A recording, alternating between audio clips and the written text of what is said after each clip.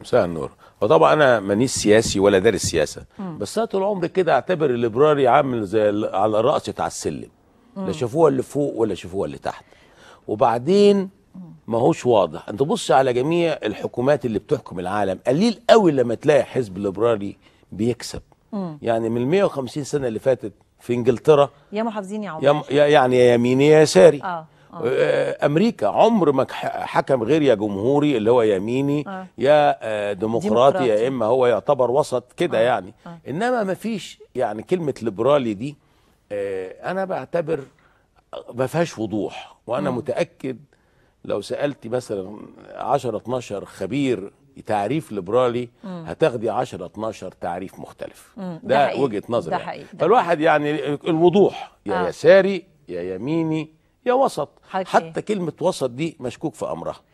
شوفي جميع الحكومات اللي بتحكم في أوروبا وفي أمريكا اللي هي بتتبع النظام الديمقراطي هتلاقي يا يساري يا يميني وضوح. لا بس يمكن توني بلير عمل حتة الطريق الوسط في انجلترا وابتدى يتكلم انه يبقى جمع ما بين اليمين واليسار. على كل انت بحاجة تحب اعرفك بايه؟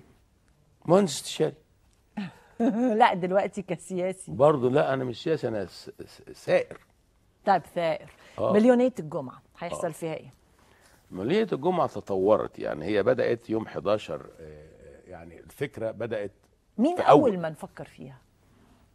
اتصل بيا المجموعة بتاعت جمعة الغضب.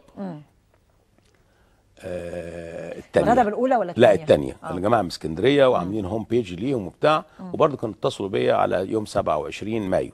فكلموني قالوا لي عاوزين نعمل ايه نزلة تانية للدستور. ساعتها كان طالع فكرة الدستور والدستور أولا. فكانوا بيتكلموا في 2 يوليو. فأنا قلت لهم لو أمكن نخليها 8 يبقى ندي فرصة أكبر للناس تتفاهم ونعمل حشد وتتضح الرؤية وندي فرصة يمكن من يدير شؤون البلاد يوصلوا لحل وسط مع الجميع ما ننزلش فناخد. فوافقوا. فيوم 11 يونيو كان في أول اجتماع للمجلس المصري اللي هو منبثق عن مؤتمر مصر الأول بكامل هيئته. فأنا قلت هننزل يوم 8 يوليو تحت شعار الدستور أولا. وعملت لهم الخيم. خلينا نتكلم عن الخيم. لا ده يوم الثلاث بقى حصل. يوم الثلاث أنا كنت خارج القاهرة في المؤتمرات الشعبية. يوم الثلاث كنا بره القاهرة فجالي تليفونات بالمشكلة اللي بتحصل. فبعتنا لهم خيم بقى. ده الخيم دي ما كانتش في الحسبان.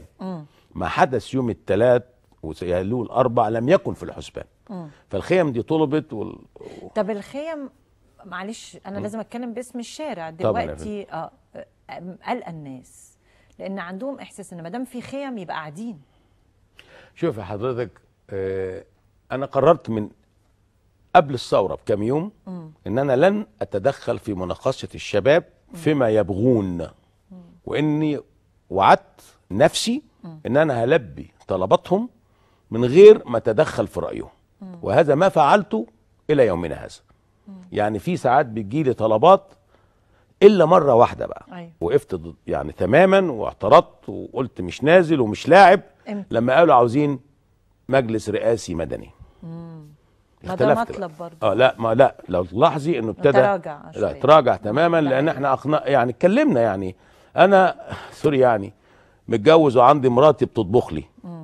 اقوم اقول لها اطلعي انت بقى خش اطبخ انا واحرق الصينيه واضحك عليا العيال. ما ينفعش.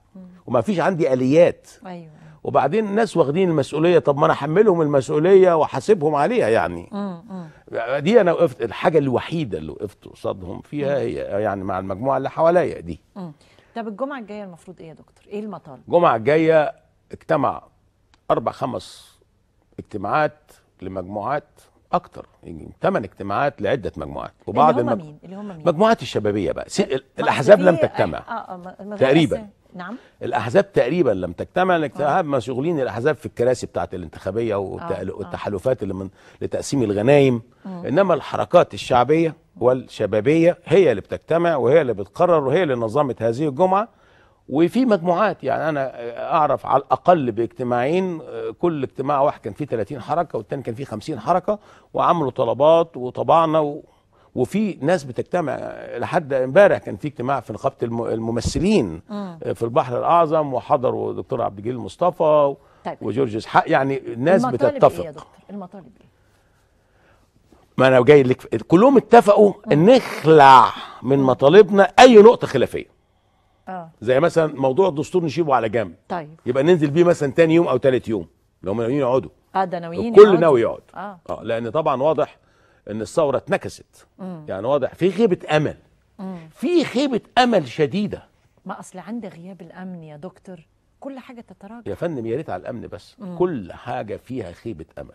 لم يتحقق مطلبا واحدا من مطالب الثوره حتى تاريخنا الان الا الغاء مشروع التوريث، التخلص من الاسره المستبده اللي هي عذبتنا وافقدتنا مكانتنا بين دول العالم وخلتنا نخسر السلطه الاراده المصريه وبقت في ايد غيرنا والخيانه وخلافه. خلصنا من الاسره وخلصنا من برنامج التوريث، انما ما فيش حاجه تانية حصلت. طب المحاكمات اللي هي على راس المطالب، البعض وانا برضو هقول لحضرتك الكلام اللي بيتقال واللي انا بسمعه طول النهار في الشارع، بيقول لك طيب يعني، وهقول لك برضو حضرتك يعني انا فاكره كويس قوي اما التقينا انا وحضرتك من 2 أو 3 سنين تقريبا، كان في التلفزيون المصري وعملنا حلقه حلوه قوي كان على غرق الدلتا. غرق الدلتا مظبوط. كانت حلقه جميله جدا على شط الحقيقه اسكندرية. على شط اسكندريه.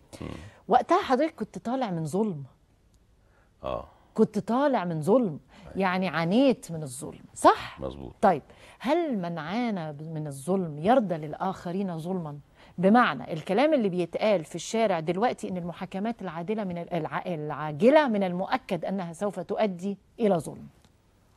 انا لن اتكلم في القضاء، ولكن انا هقسم المواضيع. المخالفات المالية وما يخص المال فقط يجب يتعمل له نوع من